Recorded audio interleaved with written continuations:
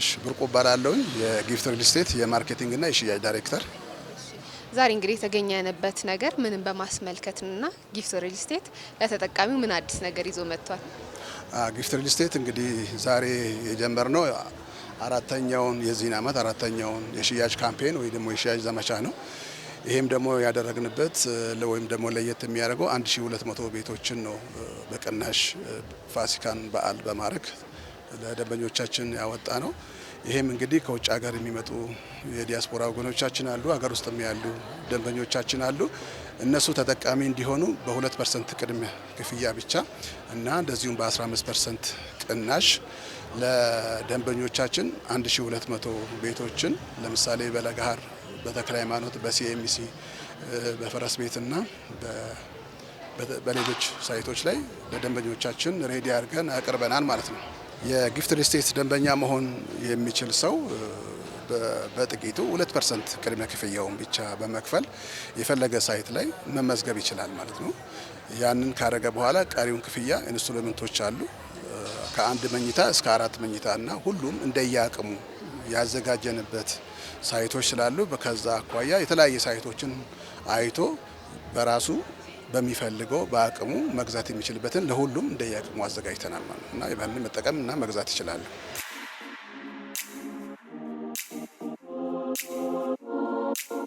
መጀመሪያ እንታወቅ። እሺ ማኪባ እባላለሁ የጊፍት ሪል ስቴት ሽያጭ አማካሪ ነኝ። ምህረት እባላለሁ ምህረት ገነነ የጊፍት ሪል ስቴት ሴልስ ሱፐርቫይዘር ነኝ። ኤደን እባላለሁ የጊፍት ሪል ስቴት የሽያጭ አማካሪ ነኝ። እንዳሽ እባላለሁ እዚህ የጊፍት ሪል ስቴት የሽያጭ ሰራተኛ ነኝ። መጀመሪያ ማረፊያን ያለችዋ እንስሳ ማን ናት? ዝንጀሮ። እሺ ለምንድን ነው ያለችው? ለምን ይመስልሻል? ምንም ጥያቄ የለውም። መጀመሪያ ማረፊያ ነው፣ ከዛ በኋላ ነው እያሰብሽ ነገሮችን ማስተካከል የምትችይው። ለዛ ነው መጀመሪያ ማረፊያ እንስሳ ብላለች። አያ ለምን ያለች ይመስልሻል? ዝንጀሮ ትመስለኛለች። እሺ ለምን ያለች ይመስላል? ያው ምንጊዜም ቢሆን ማረፊያ ነው። ከዛ ካረፈሽ በኋላ ሌሎች ችግሮቿን መፍታት ትችላለች። የቤት ኪራይ እንግዲህ አሁን ተከራይቼ ነው የምኖረው ብለሻልና የቤት ኪራይ በዚህ ያህል ብዙ ቦታ እንደምናየው እንግዲህ ብዙ ህዝቡንም አዲስ አበባ ላይ ስፔሻሊ ደግሞ እንትን ነውና ያ ነገር እንዴት ትገልጫዋለሽ? እና ቤት ምን ያህል አስፈላጊ እንደሆነ ማሳያ ነውና እንዴት ትገልጫለሽ? ምንም ጥያቄ የለውም። እንዳልሽው ነው። መጀመሪያ የጠየቅሽኝ ጥያቄ ዝንጀሮ መጀመሪያ መቀመጫዬ ነው ብላለችና በጣም አስፈላጊ ስለሆነ ነው። ስለዚህ ከሁሉም የበለጠ መሰረታዊ ነገር ቤት ነው። አብሶ ደግሞ በዚህ ሰዓት ግዴታ አስፈላጊ ነገር ስለሆነ ቤት በጣም አስፈላጊ ነገር ነውና ከመጀመሪያው እቅዳችን ውስጥ ቤት ነው ሊኖር የሚገባ ብዬ ነው ማመን። ቤት አለሽ ወይስ ተከራይተሽ ነው የምኖር? እኔ ተከራይቼ። አዲስ አበባ ውስጥ በስንት አመት ቤት ይኖረኛል ብለሽ ታስቢያለሽ? በአንድ አመት ዲስ ይር።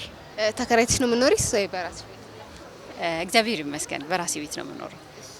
ቤት ለመግዛት ምን ያህል ጊዜ ፈጅቶብሻል አዲስ አበባ ላይ? በጣም ረጅም ጊዜ በማጠራቀም ረጅም ጊዜ ኦልሞስት 5 አመት 6 አመት እንደዛ አካባቢ ፈጅቶብኛል። ከዛ በፊት ተከራይተሽ ነበር የምኖረው? አዎ ተከራይቼ ነበር የምኖረው። አንተ አዲስ አበባ ላይ የምትኖረው ተከራይተ ነው ወይስ በራስ ቤት ነው? አክቹሊ እኔ አሁን ተከራይቼ ነው እየኖርኩ ያለሁት። አዲስ አበባ ላይ በስንት አመት ቤት ይኖረኛል ብለህ ታስባለህ? አክቹሊ ያው አዲስ አበባ ላይ አሁን ቤት ማግኘት ከባድ ነው። ለዚህ ነው እንደዚህ አይነት ኤክስፖች የተዘጋጁትና ምናልባት እኔም እዚሁ ቻንሴን እሞክራለሁ። ምናልባት እስከ 5 አመት ከ6 ወር ጀምሮ ባለው ጊዜ ሊኖረኝ ይችላል። ሜክ እንደማደርገው ገንዘብ መጠን ይወሰናል። አሁን ለአዲስ አበባ ላይ ቤት ኪራይ እንደዚህ ያህል መጨመሩና መወደዱ በምን ምክንያት ነው ብለሽ ታስቢያለሽ?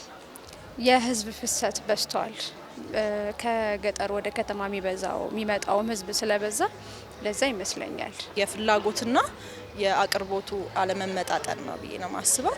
ያው ብዙ የቤት ፈላጊ ያለ ግን ሁሉም ሰው ተመሳሳይ አይነት የኑሮ እንትን ደረጃ ላይ ስላልሆነ የቤት ዋጋ ደግሞ እንደ ሀገራችን ይታወቃል አፎርደብል ፕራይስ ስለሌለው ነው ብዬ ነው ማስበው። ነኝ አብዛኛው አከራዩ ህብረተሰብ ኢንካሙ ለኑሮ ደግሞ የሚጠቀምበት አይ ቲንክ በኪራይ ነው አብዛኛው ሰው የራሱ ኑሮ ራን የሚያደርገው። ከዛ አንጻር ይመስለኛል። በዛ ላይ ደግሞ ያው ኑሮ ውድ ነው፣ በኪራይ ነው ኑሯቸውን የሚኖሩ። ከዛ አንጻር ይመስለኛል። አንደኛ የህዝብ ቁጥሩ መጨመር ነው፣ የቤት እጥረት ችግር አለ። ስለዚህ እንደዚህ አይነት ተቋማቶች የተዘጋጁት ያው እንደዚህ አይነት ተቋማቶች ታማኝ ተቋማቶች ሲበዙ የበለጠ የቤት ችግር ይፈታል ብዬ አስባለሁ። እንግዲህ አንቺ በአንድ አመት ብለሻል። ሌላው ሰው በአንድ አመት ውስጥ እንግዲህ በእንደዚህ አይነት ጊዜ እንዲያገኝ ምን መልእክት አለሽ አንቺ?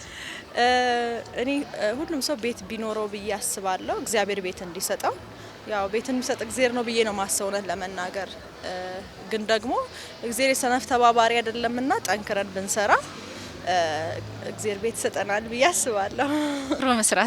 ጠንክሮ መስራት አለበት እላለሁ። አንደኛ ያው እንደኔ ማቀድ ይኖርበታል የመጀመሪያው ነገር።